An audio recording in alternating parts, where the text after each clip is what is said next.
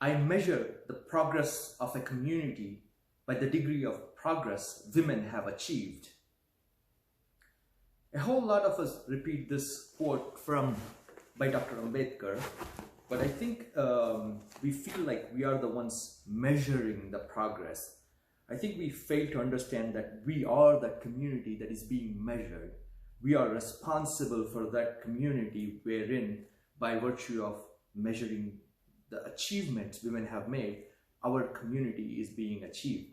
So I think that is a very important distinction. I think most of us just figure that, oh, I'll measure. No, you are being measured. It is on us. And in this case, when I say us, it is across all genders and everything. All of us as a society are being measured for the degree of progress that women have achieved in our community. And again, with the 21st century and 2021, across the gender spectrum, women, by women I mean everybody who is not cis men, and the degree of progress they have achieved. And I understand that men in this case have the upper hand, and and the perpetrators, and misogyny and patriarchy is what we are talking about. But I personally think, and the way I am looking at it as a holistic approach, it is incumbent on everyone, and it is in the power of everyone, at one extreme cis male to at the other extreme cis female, and everybody in between, to put in our efforts and follow the path of salvation and be able to achieve that progress that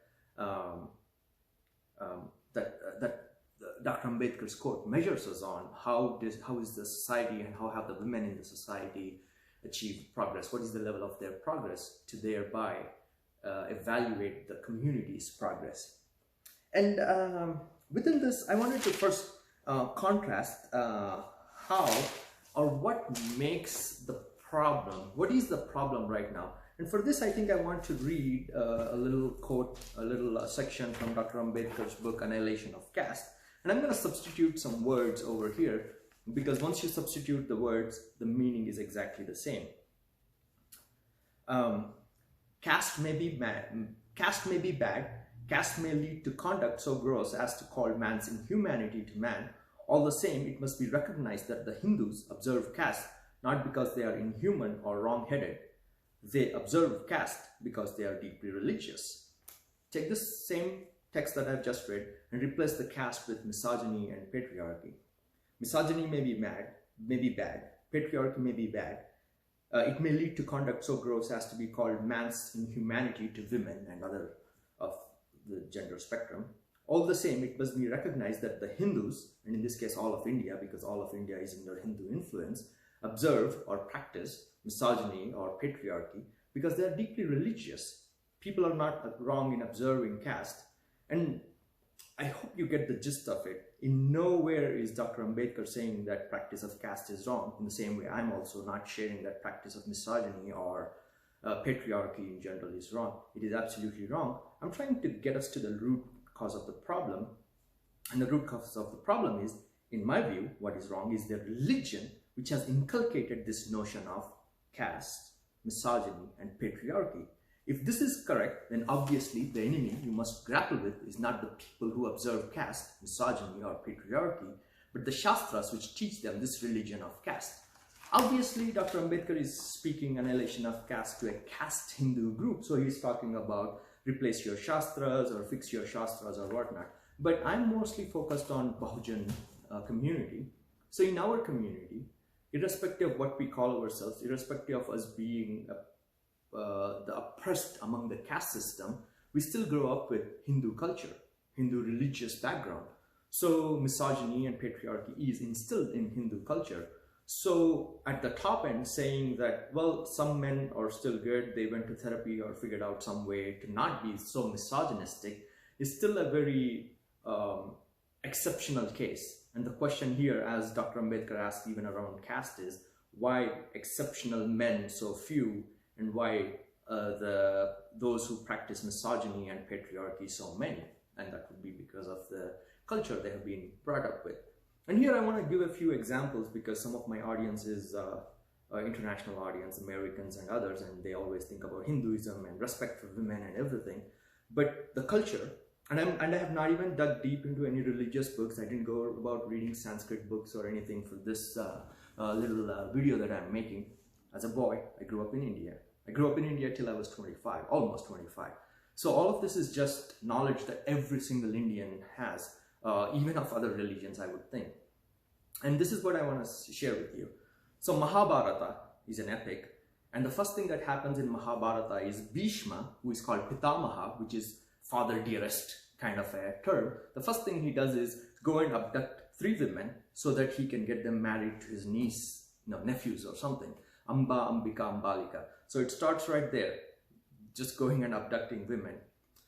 Then later on in the story in Mahabharata comes Krishna and everything, and he is like the poster child for non-consensual conduct. He starts with stealing curds when he's a little boy, so he's showing his colors right then. And then as he grows into a young man, teens and stuff, he is always stealing.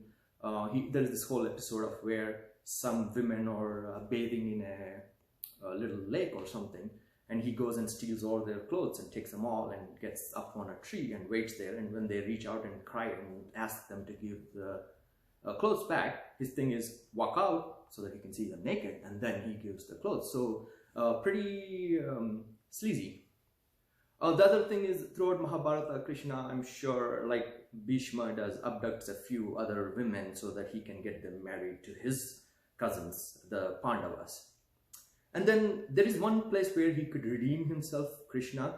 But the thing is that Pandavas, the 5 cousins of Krishna, go and gamble. And as they are losing more and more things in their gambling, to their other cousins with whom they are at war or eventually get into a war, they eventually come to a point where they have nothing, and they pawn their wife, a woman. So for them, women is property, so they can put her on the gambling table as a property against which they can gamble. So, and then Krishna comes to her rescue, and the way he rescues her is when the gambling goes on and they actually lose her, the wife is lost to the opposing gambling party. She's grabbed by her hair and pulled into that courtyard or wherever they are playing. She's told that, hey, your husband's pawned you off, you're no longer theirs, we won you in this gambling thing. And one of the guys starts disrobing her. And Krishna comes over there, and instead of stopping it and then putting in a decree saying that this is wrong, no woman should be under ownership of a man, irrespective of being a wife or a daughter or anything, all he does is, as she's getting disrobed, the sari, and I'm making the gesture of somebody pulling the sari, all he does is he stands over there with his big palm, from which a stream of sari comes. So the other person is pulling on the sari, and there is a never-ending loop sari around the woman, so Draupadi, the woman, the wife, doesn't get completely disrobed and naked. And this seems odd to me, that if he is Krishna, if he is Vishnu, the Paramatma, why didn't he just put an injunction saying that, fine, that episode is fine. What did he learn from that episode? Why didn't he put an injunction into that Bhagavad Gita or Mahabharata saying that from now on, this was a mistake which I did or which I did not foresee. From now on, no woman will be under the ownership of their husband. Nothing like that. To this day, a woman is considered in India property of the father when she's a young kid, of the husband when she's a wife, and of the sons or her sons when the father probably dies and she is under their care. And it's that religious injunction. Surely the constitution says otherwise, but that is how the religion treats women. So that's all around Mahabharata and Krishna, and how the whole Mahabharata just starts with abduction of women left and right. Then the other great man, Purushottama, as if he is the best among men, is shown as Rama. I'm going to cut this story short. Basically, Rama is sent off, is banished. And when he's banished initially, his wife and brother go along and they come back. They finish their banishment term and they come back. When they come back, there are rumors that Sita is not chaste. So a pregnant Sita is banished by Rama and she has to leave town, and in fact his brother just takes her and dumps her on the other side of the river or something and just comes back. Many people share this story and say, but Rama was a king, he had to do good by the people or whatnot. I will give that too, I will agree even to that. But my point is, when Rama was banished, Sita went along with him. If this is the time when Sita was supposed to be banished, why didn't Rama leave the kingdom? He always claims throughout Ramayana that he's the chaste brother and he never was greedy about the kingdom or whatnot. And the brother for whom he was banished in the original instance, he could have easily gone back and say, hey, my wife is getting banished and I have to do it as king, but I can't let her go. I love her so much and she supported me when I got banished, so I'm going to live with her and she's pregnant. How the fuck am I going to leave her alone and banish her? He doesn't. He happily banishes her and completely forgets about her up until when her sons, I think I want to say her sons now, because this idiot Rama doesn't do anything for the kids, so he's not the father. He was biological father, but he's not the actual father. So the kids come back and they show that they have great power and strength, and only then he wants her back, and that's all a coincidence. It was not even a planned thing where he goes and searches. So that's the story of Rama. So these are our gods. These are the gods that all of us in the Hindu culture and Indian culture grow up with. So if your gods are folks like these who don't respect women, then what can you expect from mere mortals? Now, if you go one level below from gods to demigods, India is huge into movies and everything. And I remember the songs that I have heard, and you know what, maybe I should stop listening to them, but I still listen to them on Pandora or Spotify or whatnot. Every other song is either about a man proclaiming a woman to be a goddess because he wants her, and then when she rejects him, immediately demonizing her. It's either I'm living for you, or I'll kill you, or you should live for me, or see how great I am, or see how lousy I am, but you should still pity me and take me. There is no consensual, there is no equal footing, there is no consensual courting. There is always just like either I need you, I demand something from you, or begging for their love. Either you're demanding their love or begging for their love. So the gods are not respectful. All of the demigods, all of Bollywood, Tollywood, everything is about patriarchy. So those are the influences. And how else are the kids gonna act than thinking that catcalling is okay, demanding love is okay. And there are even instances where when a guy proclaims love to a girl and she rejects it or whatnot, they're so angry that they have acid attacks. So they take a bottle of acid and throw on the woman, on the girl, who was their love interest like till about a day ago, because she rejected. And I'm pretty sure she didn't reject. First thing is, she probably didn't even know that this idiot was in love with her for 3 years or 4 years. They keep it to themselves because of the society and how it is built. And then she's probably just scared to death. She doesn't even have an option. She knows that her parents have probably lined up somebody for her marriage and something. She just wants to live her life and not die, either at her parents' hands or this guy's hands. But there are things like acid attacks that happen. I'm not going to belabor on that. Acid attacks, India, just go ahead and Google that stuff. So that's what I wanted to share so far. So now, with this kind of structure of society, to expect better men with better values, is kind of a tough ask, I think. And yeah, in a few previous Instagram posts, there was like, oh yeah, get therapy or whatnot. I'm like, that is elitist shit. I'm in the US and I finally got therapy 3 years ago. How many of Bahujan men or how many of Indian men do we think are even thinking of therapy? And even if they think of therapy, how many of them are there to get it? How many therapists are there? Are there even enough therapists to go around? If every man in India wanted to get therapy tomorrow, are there even enough therapists? Again, that's an infrastructure problem, I understand. We can solve that elsewhere. But what if I say that there is a different solution? What if I share that Buddhism is the solution? And that's what I wanted to read. And again, before I read, I wanted to share that the book, The Essence of Buddhism, was written in late 19th century, so about 1890 or 1895. So it might be very gendered usage of pronouns in there, so bear with me, and give it the same respect that you would give to Dr. Ambedkar's work, where in the book Pakistan or Partition of India, in one of his prefaces, he mentions that where I use the I'm paraphrasing obviously, where I use the pronouns he or where I say man, please also know that I include women also in it.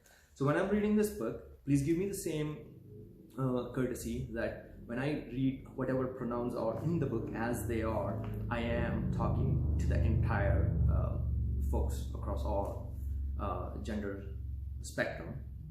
And also, yeah, no, I think that's where I am. And I want to talk about 3 specific topics.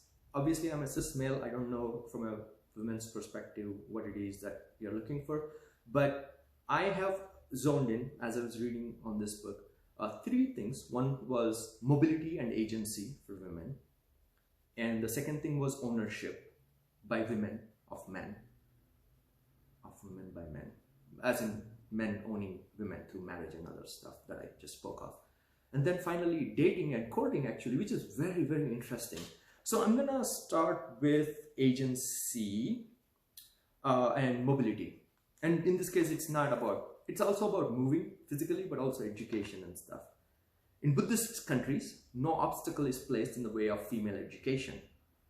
And the author picks Burma in particular, because I think at the time of his writing the book, Burma was very prominent in his mind. And also Siam and Ceylon are prominent, but he takes more examples from Burma. Females of the higher classes in Burma do not condemn industry nor affect the listlessness of Hindu women. A large portion of the retail trade in Burma is in women's hands, and women even make long trading voyages on their own account. And this is a very interesting thing, a long trading voyage, because, and this is again, remember, 19th century and they're traveling. Very recently, someone I know went to Europe, a woman went to Europe, and the first thing she did was buy a Eurorail pass. She didn't even land there, but she got it online and bought it. And she was there for 3 months, and every weekend she went to a different city and a different country in Europe. That is mobility. And then somehow she came back, and there was a discussion about how did you feel there, and did you like it or something, how free did you feel? And I think it was nostalgia, or maybe she was not able to wrap her head around it. As much as she was free there, traveled to different countries where she didn't know a lick of that language, she still claimed that India was better for women. And I'm like, how the heck are you saying that? I will give you the same amount that you paid to travel all of Europe. If I give you that same amount, would you tomorrow go on a vacation across different states in India? Would you be able to? Would you feel comfortable and safe doing that? Would your parents allow you? See how I who want to give all control to her as an individual, I'm saying, would your parents allow you to do that in India? Would they allow you to get on a train and go to different states in India? Though I know she knows Hindi, so she can cover a lot of states in India. So that's the mobility that I am talking about. So in 19th century, the author says that women even make long trading voyages on their own account. So that's impressive. From the statements in the Mahavamsa, it is clear that women were from the earliest times allowed great freedom and independence in Ceylon, Sri Lanka. In Siam, men of all ranks are greatly aided by their wives, especially in public affairs, and in their movements, women are as free as men.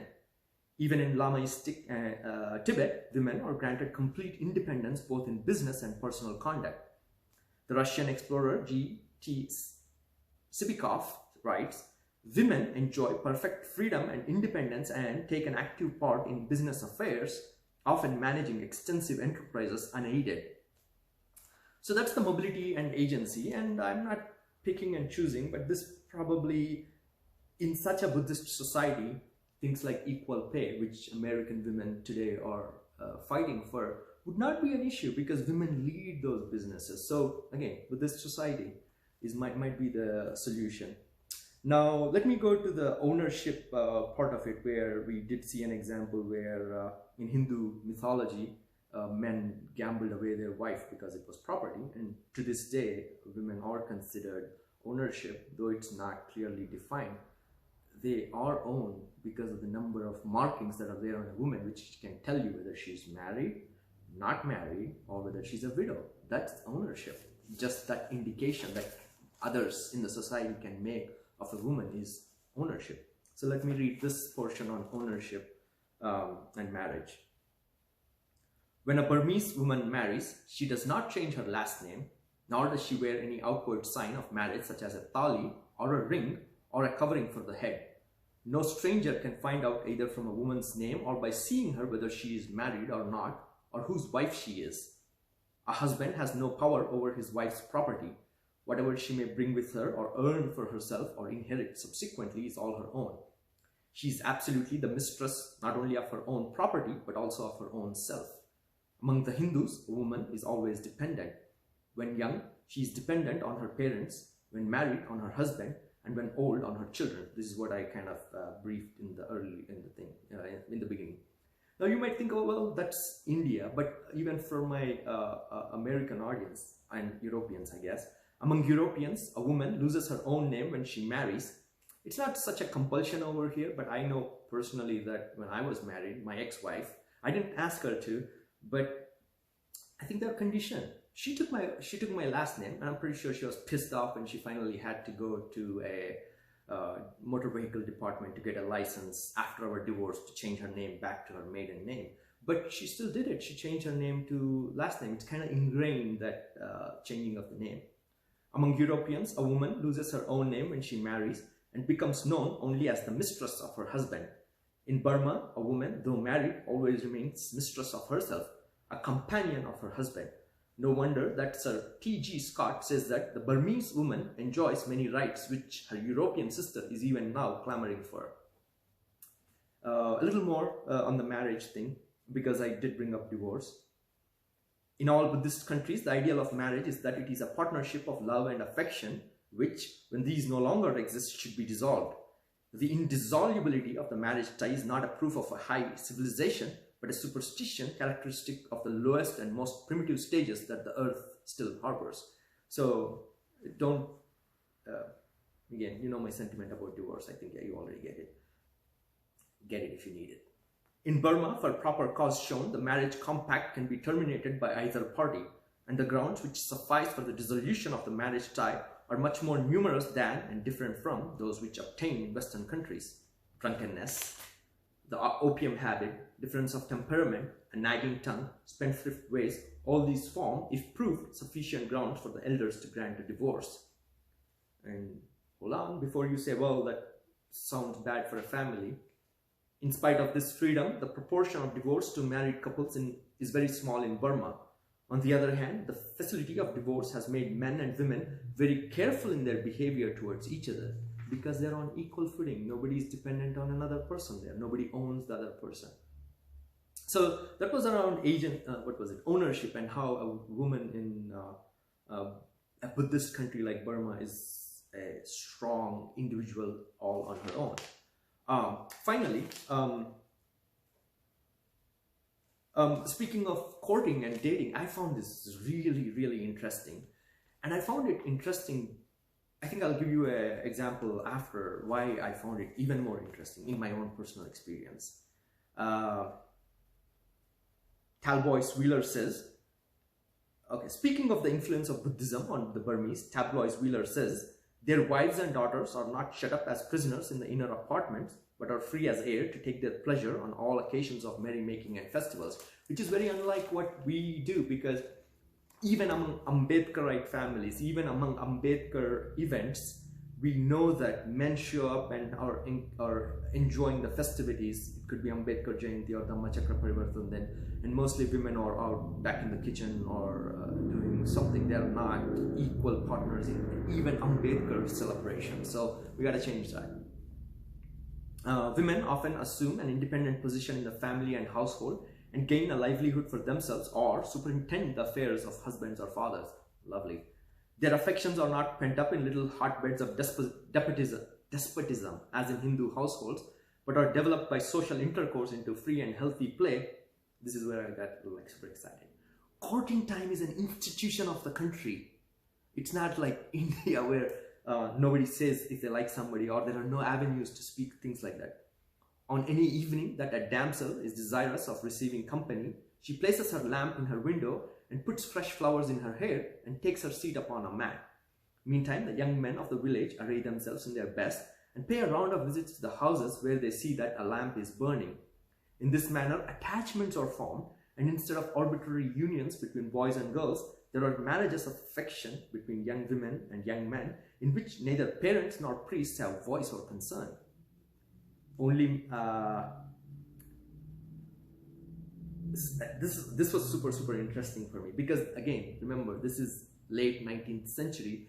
Women in this case, the young women have full control on any given day. They don't care. They're happy doing whatever they do in the household, going to college, going to education, whatnot. On a day they do want to have some company, they light up a little lamp on the porch and they sit out, and again, no pressure, no scarcity model. You see, this also eliminates the scarcity model, which is where I think Indian men or Indian boys go with their acid attacks and everything. They're like, they feel like they've invested this 3 years, which the girl had no idea about, and suddenly they feel that anguish and scarcity model, and then they resort to violent methods to get their attention. Or when they don't get attention, they don't want them to have they don't want anyone else to have them, as if anyone else could have them, or they just want to ruin the girl's life. How awful is that? As opposed to where here the woman's in charge, she decides. And when I say women across gender spectrum, who cares if I feel feminine one day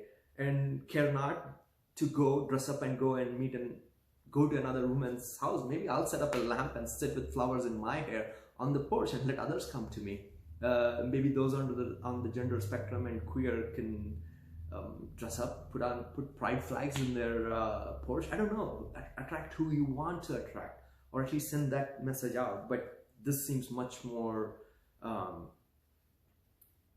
women-centered, women-empowered courting. And the example that I wanted to share here was, this is 19th century, remember. And then in 2019, here in the US, I was part of a social group where some level of courting was appropriate.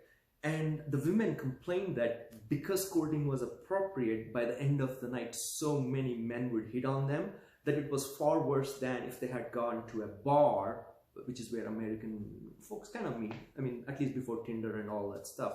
And there, because the women said that at least there they would have their guard up, or they would not care, or they would not even need to be polite to those men who would hit on there, because they'd be like, not interested, we're not here for that, or today we just want to spend with friends. But here, because it being a social group where some of us knew each other, and the idea that it's okay to interact in a courting way, they were hit on and bothered more here than in a regular bar or a club setting. And the solution that the organizers came up with was in the form of a sticker. So somebody, anybody that at this point, man, woman, or anybody on the gender spectrum, could take a green sticker and put it on, and that would mean that you're open to others approaching you for friendly conversation or courting or whatever, that you wouldn't be bothered by somebody approaching you. Then there would be a yellow sticker where it would be like, use caution, say hi, but don't talk about courting, but you can socialize with me. And then there would be absolutely a red button, a red sticker, and that would mean that if the person decides, they would talk with them. And the group and the organizers were so impressed that they came up with this solution. And that's 2019. Look at this here. It's like the late 19th century, and this solution is far better, because the woman is empowered and she's sitting at her house on her porch, and somebody shows up, she either talks or not. At any time she can turn the light off and go back into the house and be. And I think also being at her own house is so empowering, because her family is over there and the family approves of this. Do you see how awesome this is? So I think this is what, when I read, I get from a Buddhist society wherein problem of misogyny and then solving it, like I said in my other Instagram story, as pus forming and then getting it out, is a backward solution, when the initial solution should be to make your environment free of those objects which might cause you tetanus. Why wouldn't you do that first rather than let the whole environment be of objects which could cause you tetanus, and then deal on the other end with pus-inflicted wounds, misogyny and patriarchy, and try to get rid of it in the form of therapy or whatnot. So I think this is why I was very interested in it. And I think also this solution is not at all man-dependent. Men can be the useless fellows that we are, and we don't do anything. Bahujan women, or on the gender spectrum, non-male identifying gender spectrum, you can make this happen. You can all with your sisterhood make this happen. I mean, it may not be an immediate solution, but consider if all Bahujan women convert to Buddhism and then raise up the family, even if it's not their own, their nephews, nieces, and a collective family who are well aware of Buddhist ideals and Buddhist society and can replicate what Burma feels like in terms of women empowerment and the courting and the forming of relationships and the business, women's presence in business and politics and international affairs and everything.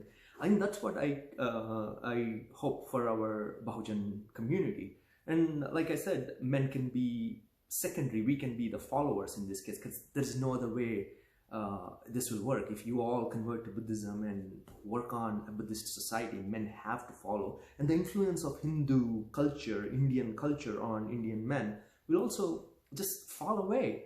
And there you go, misogyny and patriarchy will fall away, caste system will fall away. So I think this is what I was hoping. I don't want to make this any longer, but I want to conclude this by saying that I have touched on a topic which I don't usually talk about, because I've now stepped into talking about feminism, misogyny, and patriarchy. If I have made any mistakes or seemed like I have overstepped, any Bahujan women or female identifying folks, if you want to help me understand where I may have went wrong and help me correct some things, I'm very open to that, and I would love that because I want to be a better ally.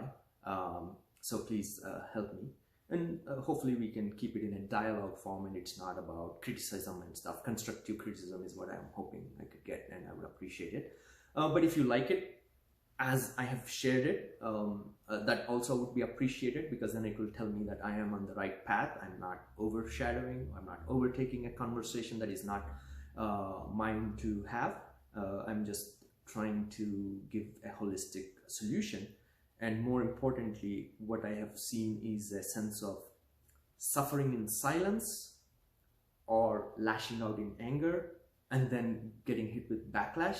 And I wanted to kind of take us out of that vicious loop, but the way it seemed to get us out of that vicious loop was to understand the base on which we are right now, Hindu culture and the misogyny and patriarchy associated with it, and present a new baseline of Buddhism and Buddhist society with these examples, and thereby allow a discussion and a conversation to happen rather than the current options that we have, where there seems to be a disconnect and no conversation happening. So let me know. Again, I'm open to learning and getting better at this, and I appreciate you all listening and giving me constant feedback. You always help me improve my videos, so I appreciate that, and I would love that.